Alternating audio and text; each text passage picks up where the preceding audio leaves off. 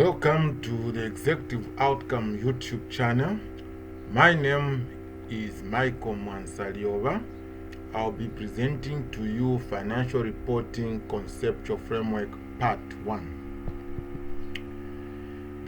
The presentation outline is as follows. It is introduction. We'll cover the meaning of financial reporting and analysis. We'll look at the three primary statements of financial statements. We're going to look at the objectives of financial reporting. We'll look at the scope of financial statements. We'll later look at elements of financial reporting. It will also lead us to looking at the meaning of reporting entity. And finally, we'll close with classification of financial statements. In order to appreciate the conceptual framework of financial reporting, there are key terms that need to be understood. We look at what it means when we talk about a concept. A concept is an idea or principle that contextualizes something. Financial reporting are characterized by ideas or principles to give meaning. Conceptual. For financial reporting, this emphasizes that they are based on specific ideas and principles. Furthermore, let's look at what framework entails. Framework can mean a structure that anchors something. Similarly, in financial reporting, we say this financial report needs a framework to support it. Finally, we talk about conceptual framework. With regards to conceptual framework, financial statements are taken to be a construct within a conceptual framework. It is important, therefore, to understand the elements that constitute financial statements to facilitate analysis. Let's look at financial reporting and analysis by definition. Financial reporting is taken to be a professional presentation of financial information to the users of information that includes stakeholders, shareholders, etc. This kind of information is provided in the statement of financial position, statement or statements of financial performance, and other statements and notes. Furthermore, let's look at what we mean by financial analysis. Financial analysis connotes the process of examining financial statement and other data to assess the financial health and performance of an organization. These financial statements can be looked at from the three primary statements. The first one being the statement of comprehensive income and loss. To shed more light on comprehensive income and loss, I start by looking at statement of profit and loss, statement of profit or loss. This statement includes all realized gains and losses, such as net profit for the year. When it comes to statement of comprehensive income, this would include both realized and unrealized gains and losses, e.g. revaluation surplus.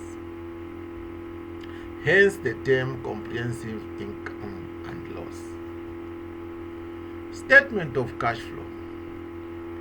This shows how changes in statement of financial position and income affect the cash and cash equivalent and breaks the analysis down to operating, investing, and financing activities. Finally, let's look at the third statement of financial statement. This is a statement of financial position. It is regarded as the statement that provides a snapshot of a company's assets, liabilities, equity at a given point in time. So you see that it involves looking at assets, liabilities, and equity at a given point in time for an organization or entity. Let's look at the general objectives of financial reporting.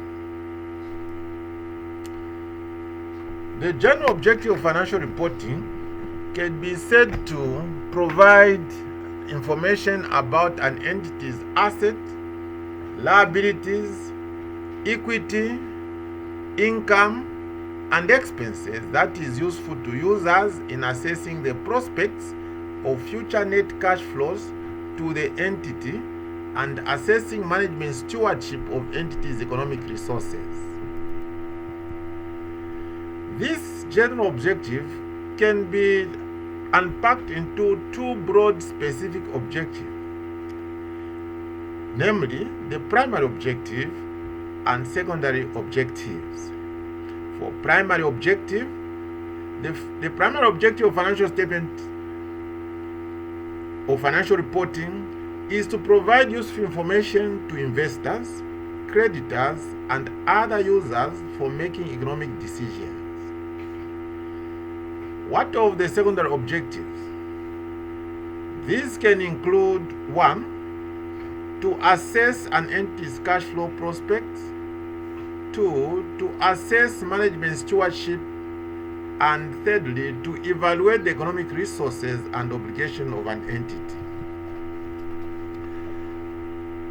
We further look at the diagrammatical presentation of objectives of financial reporting. To do that, we focus on two aspects. 1, the stewardship, and secondly, users of financial reports. Stewardship implies somebody who has to take care of some place or some interest, whilst the users of financial reports are taken to be the consumers of financial information.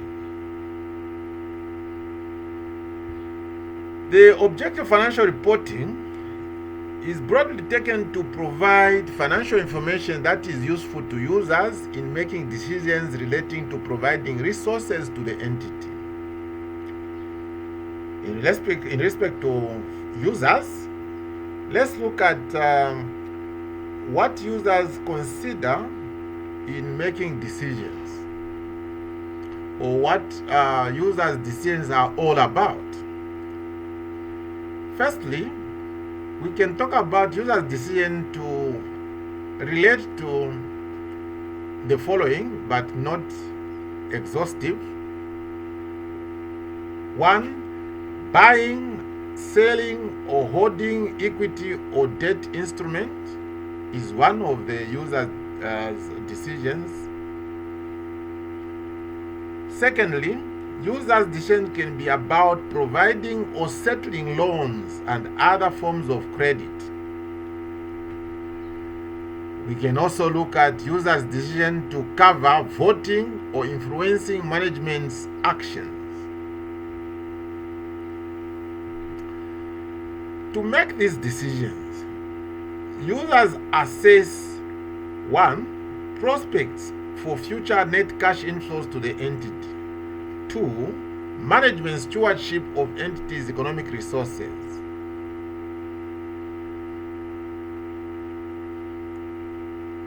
In turn, to make these assessments, users need information about 1, entities' economic resources, claims against the entity, and changes in the resources and claims. Secondly, users need information about how efficiently and effectively management has discharged its responsibilities to use the entity's economic resources. So that can be another way of looking at objective of financial reporting in context. Now, having looked at the objectives of financial reporting, what are the expectations of users from financial reports? The users, you should know, base their expectation of returns on investments on their assessment of 1. The amount, timing, and uncertainty of future net cash flows to the entity, and also the management stewardship of entities' economic resources. So this ties in very well with objective of financial reporting. Let's look at scope of financial statements. When we talk about scope of financial statements, we are looking at to what extent does financial statements go in providing this particular information. To do that, the financial statements can be looked at from 3 angles.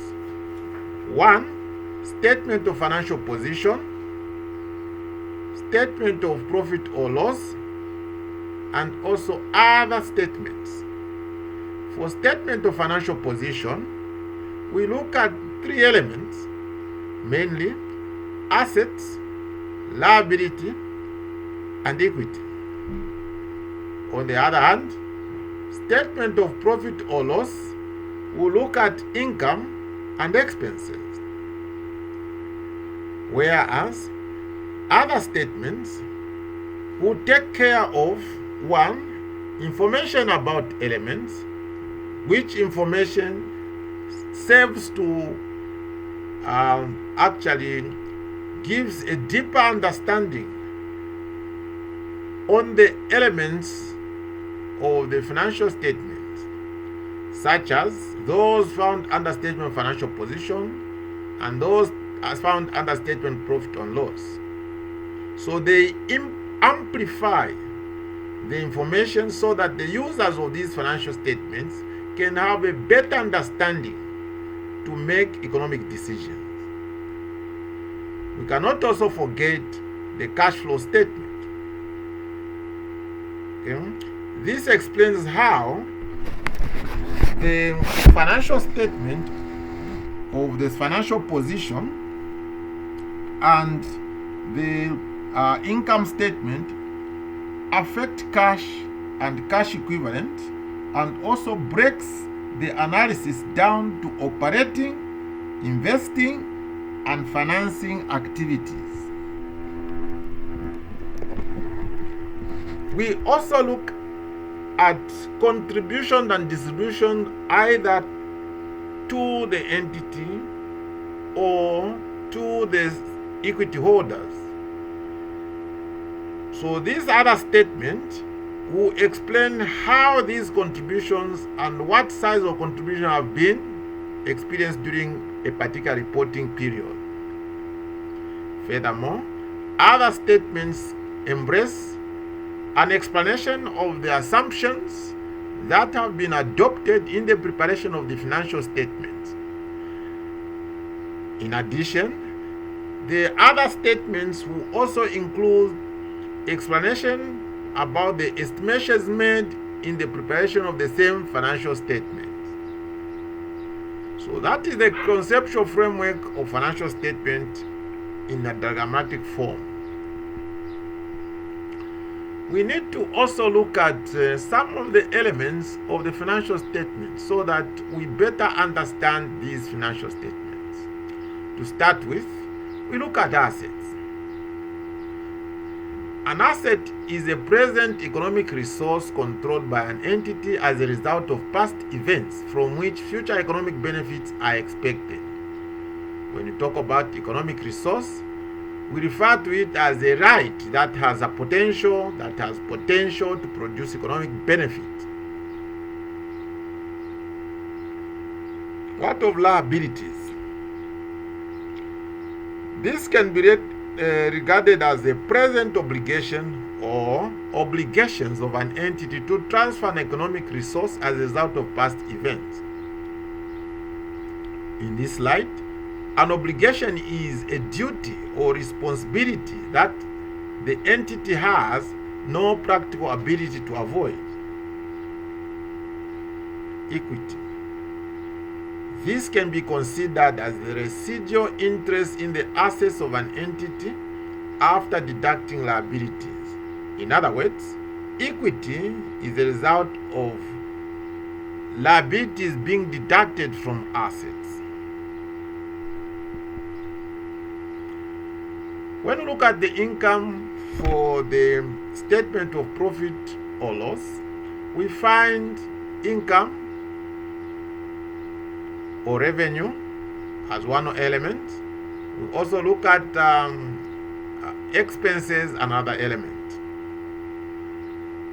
For income as an element under the statement financial, as under the statement of profit or loss, it can be taken to be an increase or increases in the assets or decrease in liabilities that result in increases in equity other than those relating to contribution from equity holders.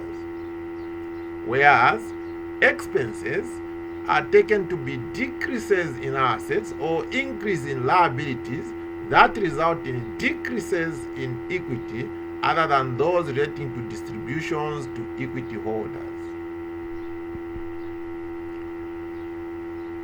What of presentation and closure? Reference is being made to International Accounting Standards 1, which deals with presentation of financial statements.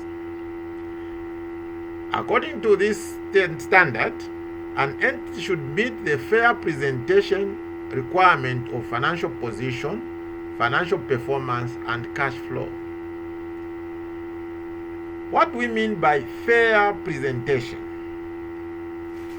Fair presentation is achieved when there is a selection of applicable accounting policies.